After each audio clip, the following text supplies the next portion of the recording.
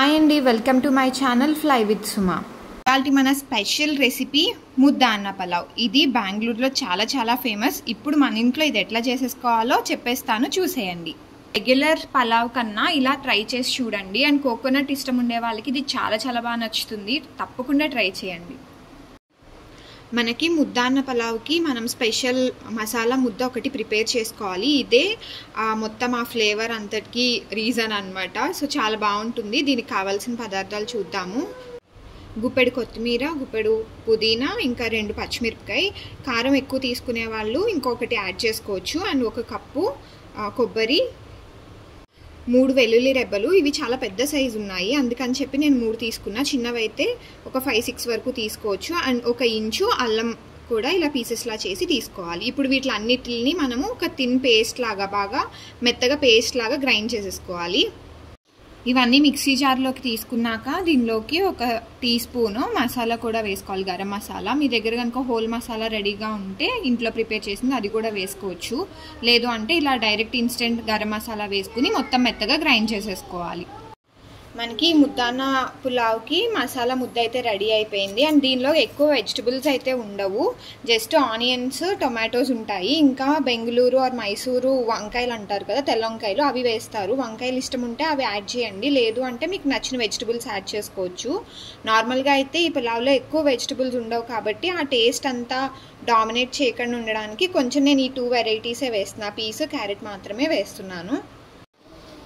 ఈ రెసిపీ మనము నార్మల్ కడాయిలోనైనా చేసుకోవచ్చు, లేదు అంటే ఇలా ప్రెషర్ కుక్కర్లోనైనా చేసుకోవచ్చు. ప్రెషర్ కుక్కర్లో అయితే కొంచెం ఫాస్ట్గా అయిపోతుంది అండ్ ఈజీగా అయిపోతుందని నేనైతే దీనిలో చేస్తున్నాను. దీనికోసం 1 స్పూన్ నెయ్యి, 1 స్పూన్ ఆయిల్ కొంచెం హీట్ చేసుకోవాలి. నూనె కొంచెం వేడెక్కిన తర్వాత దీనిలోకి బిర్యానీ ఆకు, షాజీరా, లవంగాలు, యాలకులు, ఇంకా స్టార్ వేసుకోవాలి. అండ్ దాల్చిన చెక్క కూడా యాడ్ చేయండి. షాజీరా లేకపోతే నార్మల్ జీలకర్ర కూడా వేసుకోవచ్చు. ఈ మసాలా అంతా 1 నిమిషం ఫ్రై అయిన తర్వాత దీనిలోకి ముందుగా కట్ చేసి పెట్టుకున్న ఆనియన్స్ని వేసేసుకోవాలి.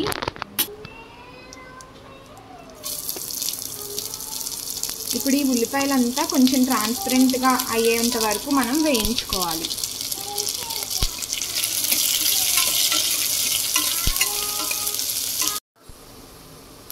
ఉల్లిపాయలు ఇలా వేగిన తర్వాత దీనిలోకి మనం ముందుగా ప్రిపేర్ చేసి పెట్టుకున్న ఈ మసాలా ముద్దను మొత్తం యాడ్ చేసేసి మసాలా ముద్ద బాగా కలిసేలాగా కలుపుకోవాలి. ఇలా బాగా కలిపేసుకుని 1 నిమిషము ఇలా మూత పెట్టేసుకుని వదిలేయండి. దానిలో ఉన్న పచ్చివాసన అంతా పోతుంది. 1 నిమిషం అయిన తర్వాత మూత తీసేసి ఒకసారి బాగా కలుపుకోవాలి. వంకాయ ఇష్టం ఉన్న వాళ్ళు ఈ మసాలా ముద్ద వేయక ముందే ఉల్లిపాయలతో పాటు వంకాయ ముక్కలు కూడా వేసేసి కొంచెం సేపు ఫ్రై చేసుకోవాలి. అండ్ ఇప్పుడు దీనిలోకి 1 పావు స్పూన్ వరకు పసుపు వేసి బాగా కలుపుకోవాలి. అండ్ మీకు కొంచెం కారం తగ్గుతుంది అనిపించినప్పుడు ఈ స్టేజ్లోనే కొంచెం కారం కూడా మిక్స్ చేసుకోండి. నేనైతే యాడ్ చేయట్లేదు.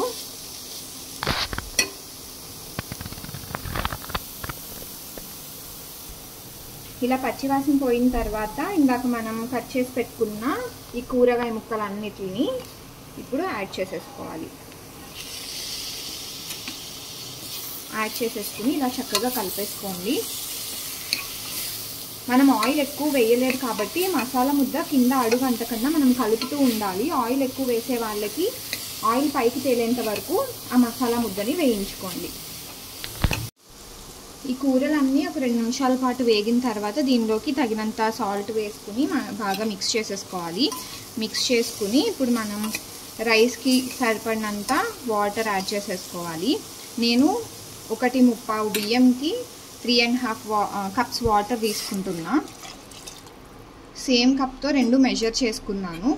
1 కప్పు బియ్యం తీసుకుంటే 2 కప్స్ వాటర్ తీసుకోవాలి. 1:2 రేషియోలో మనం ఇది కుక్ చేసుకోవాలన్నమాట. ఇలా బాగా కలిపేసుకున్నాక మనం సోనా మసూరి రైస్ని ఒక 15 మినిట్స్ పాటు ముందుగా నానబెట్టేసుకుని ఆ వాటర్ తీసేసి అది యాడ్ చేయాలి. ఇది బాస్మతి రైస్తో కూడా చేయొచ్చు, బట్ అథెంటిక్గా ఇది కర్ణాటకలో చేస్తారు కదా, వాళ్ళైతే సోనా మసూరి వాడతారు. సో నేనైతే అదే వాడాను. ఇలా రైస్ కూడా యాడ్ చేసేసుకున్నాక ఒకసారి బాగా కలుపుకుని ఉప్పు సరిపోయిందో లేదో ఈ స్టేజ్లో చెక్ చేసుకుని, సరిపోకపోతే యాడ్ చేసుకుని కుక్కర్ మూత పెట్టేసేయాలి. మనము ఇప్పుడు ఈ కుక్కర్ మీడియం ఫ్లేమ్లో 1 విజిల్ వచ్చేంత వరకు ఉంచుకుని స్టవ్ ఆఫ్ చేసేయాలి. కుక్కర్ విజిల్ పెట్టక ముందు వరకు లో ఫ్లేమ్లో కుక్ చేసుకోండి. వన్స్ మూత పెట్టేసిన తర్వాత మీడియం ఫ్లేమ్కి పెంచాలి. ఇప్పుడైతే మనం ఓపెన్ చేసి చూద్దాము. స్మెల్ అయితే చాలా చాలా బాగుంది. ఒక్కసారి కింద నుంచి మనం చక్కగా కలిపేసుకుందాం. చాలా మెల్లిగా కలపండి, లేకపోతే మొత్తం మెతుకులన్నీ విరిగిపోతాయి అన్నమాట. సో ఇలాగా చాలా స్మూత్గా కలుపుకోవాలి. ఇలా చక్కగా కలిపేసుకున్నాక ఒక ప్లేట్లోకి సర్వ్ చేసేసుకోవడమే. వేడివేడిగా ముద్దాన్న పలావ్ చాలా టేస్టీగా ఉంటుంది. అండ్ దీనికి సపరేట్గా కర్రీ ఏం అవసరం లేదు. ఇది మీరు ట్రై చేసి ఎలా వచ్చిందో తప్పకుండా కామెంట్స్లో తెలియచేయండి. అండ్ ఈ వీడియో నచ్చినట్లయితే please like, share and subscribe to my channel. And thank you for watching.